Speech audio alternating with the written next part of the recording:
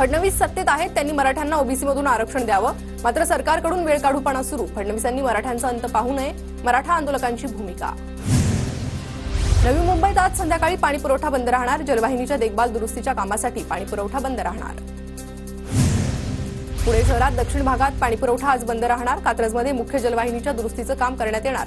शुक्रवारी उशिरा आणि कमी दाबाने पाणी पुरवठा होणार. पाणी पुरवठा विभागाची माहिती. मुंबईतील करी रोड परिसरातील पाणी पुरवठा उद्या बंद राहणार. सेनापती बापट मार्गावरील प्रमुख जलवाहिनीच्या दुरुस्तीच्या कामासाठी पाणी पुरवठा विस्कळीत. महिन्याला 100 युनिटपर्यंत वीज वापर असलेल्या ग्राहकांनी सूर्यघर योजनेचा लाभ घेतल्यास वीज बिल शून्य होणार. महावितरणच्या पुणे प्रादेशिक संचालकांकडून योजनेचा लाभ घेण्याचं आवाहन. कृषी कायद्याबाबतच्या वादग्रस्त वक्तव्यानंतर भाजप खासदार कंगना रनौतवर सर्व स्तरावरून टीकेची झोड.